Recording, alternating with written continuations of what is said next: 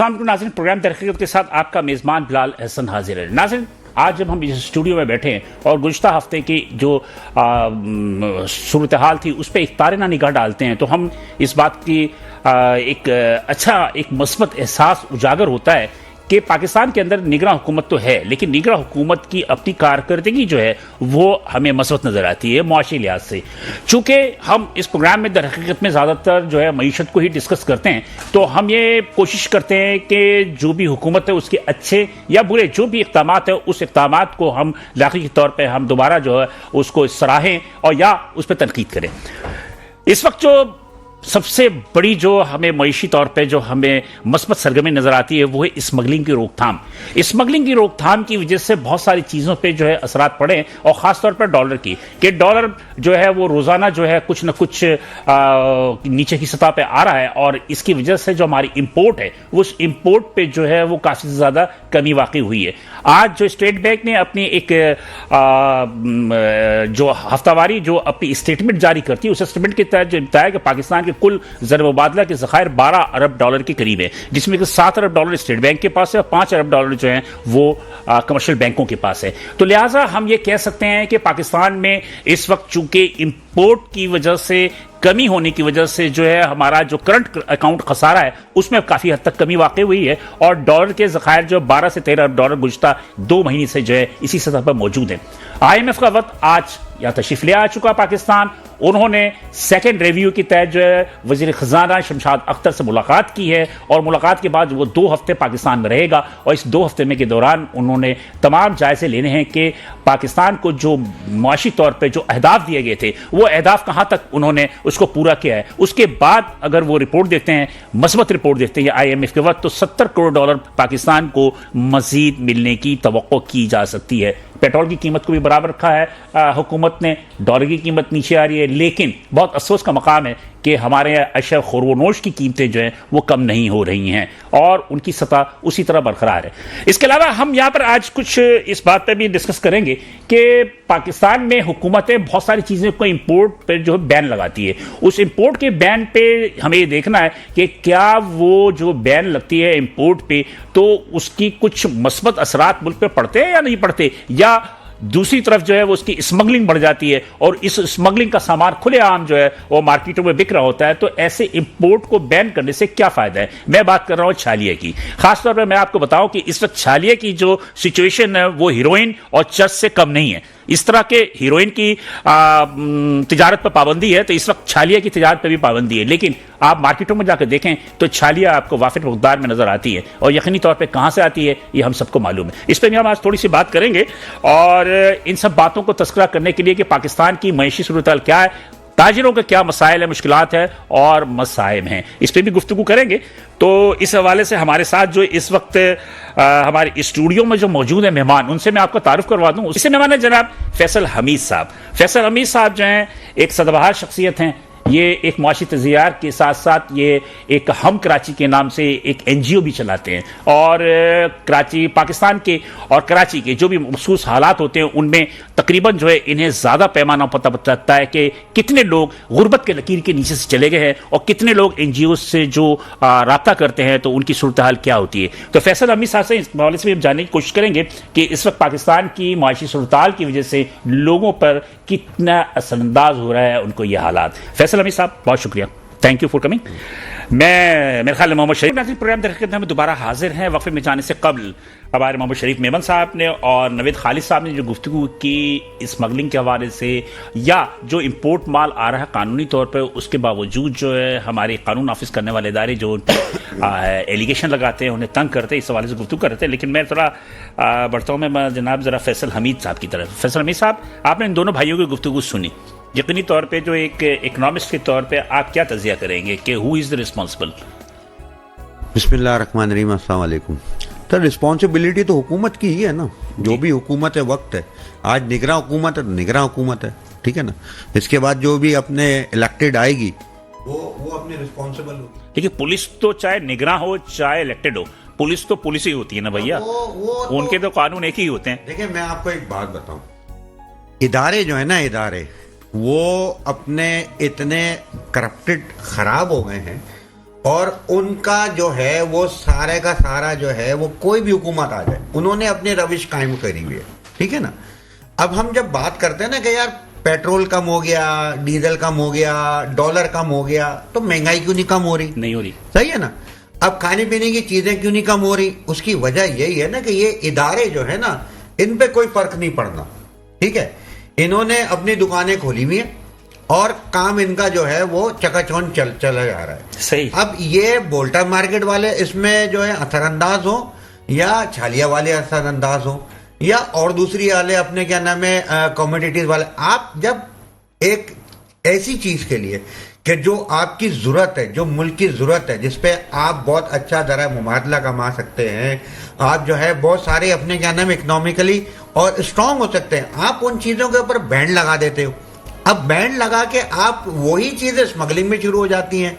चीजें आप मुझे बताएं ना कौन सी ऐसी हैं कि शॉर्ट हो गई? आपने बैंड लगाया तो कौन सी ऐसी चीजें कि जो शॉर्ट हो गई? मार्केट में सब बिक रही थी, सब बिक रही है। वो कहां से आ रही है? वो सारी की सारी स्मगलिंग में आ रही है। और अब बात यह कि पहले 100 रुपए की आ रही थी, अब वो 1000 रुपए की आ रही है। तो बात यही है सर कि गवर्नमेंट कोई भी हो, उसकी पॉलिसी जब तक, मैं तो कह के मेरा तो गला जो है वो फट गया कि भाई पॉलिसी जो है वो सस्टेनेबल होनी चाहिए। अब बात ये, कोई भी गवर्नमेंट आए उस पॉलिसी के साथ कोई छेड़छाड़ नहीं करे। अब यहाँ हर कोई आता है अपना जो है वो मंजन चूरन बेचता है, सारी सब चीजें करती हैं। इदारे उनके साथ मौजूद हैं, वो उनको वेलकम करते हैं, बोलते हैं ये हम कर रहे थे, अब आप आए हमारे साथ जो है वो अपने। अच्छा, एक बात और भी है इसमें, एक बात और भी है। मिसाल के तौर पे अगर एक मार्केट के अंदर 100 दुकानदार हैं या 100 होलसेलर है, तो उसमें से कुछ लोग जो है वो कुछ तादाद जो होती है, सारे तो नहीं, कुछ ऐसे तादाद ताजिरों की होती है जो कि 2 नंबर काम कर रहे होते हैं। उस 2 नंबर काम की वजह से जो 100 ताजिर जो ईमानदार होते हैं, जो लीगल कर रहे होते हैं, वो भी फंस जाते हैं, वो भी उनके मतलब के जद में आ जाते हैं। सर एक वही बात है ना, एक मछली पूरे तालाब को गंदा करती है ना। अब बात यह है कि हम लोगों के ईमान के लेवल जो है ना वो इतने कम हो गए, कब हम क्या, हमारे अंदर क्या चीज आ गई है, हम हलाल हराम भूल गए, अच्छा बुरा भूल गए। अब यही सारी सब चीजें इम्पैक्ट नीचे आ रहा है। एक अपने क्या नाम है गरीब आदमी बेचारा अगर 5 छालिया का केबिन लगा रहा है, वो पैसे दे रहा है सारे इदारों को उस केबिन लगाने के, बिल्कुल ठीक है ना। उसके बाद आप आके अपने छापा मार के उसका केबिन उठा के ले जाओ, माल समेत ले जाते हैं, सब चीजें ले जाओ, सब चीजें करो। अब वो गरीब आदमी बेचारा क्या करेगा? अब या तो वो खुदकशी कर लेगा या किसी जुर्म में चला जाएगा, ठीक है ना। क्योंकि हमारे पास जो भी केसेस आते हैं ना वो इसी तरीके से आ रहे होते हैं कि कहीं ना कहीं कोई ना कोई बेचारा बाइज्जत तरीके से काम कर रहा था, उसका काम बंद हो गया, उसका काम खत्म हो गया, क्या चीजें हुई। अच्छा, वैसे आप तो चूंकि एक एनजीओ भी चला रहे हैं, हम कराची के नाम से ना, क्या सूरत है माशी तौर पर इस वक्त? सर कोई फर्क नहीं है। आप क्या समझ रहे हैं कि कोई फर्क पड़ा है? मतलब कि थोड़ा बहुत फर्क पड़ना चाहिए था। क्या मुझे बताए ना, 250 रुपए किलो टमाटर है। आप चावल देखें, आप आटा देखें, आप चीनी देखें, यानी मुझे एक बात बताएं ना, आप कोई चीजें सस्ती हुई हैं, कोई कामों में, कोई ऐसी चीजों में कोई फर्क आया है? सर ये महीना यानी कि 40 रुपए कम हुए ना पेट्रोल के ऊपर, फिर आपने 15 दिन के बाद वो सस्टेन किया, वो 30 दिन का हो गया ना। हाँ, 15 दिन आपने, ठीक है ना, 30 दिन का हो गया, 30 दिन का हो गया। तो महंगाई कम होनी चाहिए ना, 1% महंगाई बढ़ी। सुना मैंने कि कुकिंग ऑयल पे थोड़े से रेट गिरे सर, घी पे रेट गिरे। अरे कुकिंग ऑयल आप मुझे बताएं था कितने पे? 600 650 पे। तो फिर कम हो गया, कितने पे हो गया? बहुत से बहुत 550 पे आ गया, 500 में आ गया। तो कौन सा ऐसा काम, ऐसी चीज हो गया?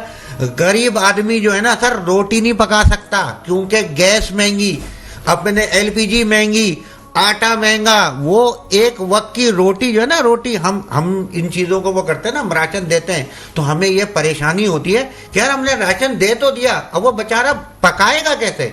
उसके पास गैस ही नहीं है। अभी 200% आप गैस की अपने क्या नाम है वो कीमत बढ़ा रहे हैं आप दी, मतलब कि कल से एप्लीकेबल हो गया 1 नवंबर से। अभी के बिल में लग के आएगा, 1 नवंबर से एप्लीकेबल हो गया वो। तो अब आप बताएं ना कि आप मुझसे हर दफा पूछते हैं कि यार कमी हुई, मैं कहता हूँ नहीं हुई, मैं तो ये कह रहा हूं कि आपके पास जो लोग आते हैं मदद के लिए, उसकी तादाद में इजाफा हो रहा है या कुछ? हर इजाफा, हर महीने इजाफा। और आपको मैं एक बात बताता हूँ कि पहले हमारे पास मैंने आपको पहले ही बताया था कि जब हमने शुरू किया था तो हमारे पास 500 केसेस थे और 50 सपोर्टर थे, ठीक है। आज हमारे पास आप यकीन करेंगे 5,000 से प्लस केसेस हैं और सपोर्टर 50 से कहां पे चले गए बिलाल भाई? 5 हो गए, 5। मतलब कि देने वाले ही इतने ज्यादा, देने वाले कम हो गए और उनमें से भी 4-5 ऐसे हैं सपोर्टर कि वो खुद सपोर्ट मांग रहे हैं। गुड। तो अब आप ये देख ले, ये हाल है, ये चीज है। अल्लाह रहम करे हमारे हालत पे। शरीफ साहब क्या कहें? मेरी भी जिम्मेदारियां बनती है सर, मैं वहां भी जाता हूँ। एक आम आदमी को क्या फायदा पहुंचा? सर आम आदमी को फायदा हुआ ना सर, आप ये देखिए ना, साल में क्या हुआ है? निगरान हुकूमत 3 महीने, इसके बाद फरवरी में एक आम आदमी को क्या तीर मार लेगी सर? दूध की नहरें बह जाएंगी, शहद की नहरें बह जाएंगी। आपको एक चीज बताऊं, इस वक्त अगर हम कुछ भी नहीं है सर, गलत आदमी नहीं पकड़े जाते, शरीफ आदमी पकड़े जाते, हाईलाइट हो जाते हैं सर, छुपता भी कुछ नहीं है। गलत आदमी जो है ना वो सेटिंग कर लेते हैं, छुपता भी कुछ नहीं है। लेकिन शरीफ आदमी पकड़ा जाता, शरीफ आदमी पकड़ा, फिर भी हम इसको खुला ऑफर कर रहे हैं कि अगर कोई ऐसे अनासिर हैं, कोई ऐसे काम हो रहे हैं अगर हमारे मार्केट में, तो आप उनको पकड़े, हम उनको बिल्कुल कतई सपोर्ट नहीं करेंगे। बिल्कुल सही है। नाज़रीन, गुफ्तगू सिलसिले जारी। आप एक छोटा सा ब्रेक लेने के लिए कहा जा रहा है, मुझे एक छोटा सा ब्रेक लेना है, फिर उसके बाद दोबारा हाजिर होते हैं तो गुफ्तगू सिलसिला मजीद जारी रखेंगे।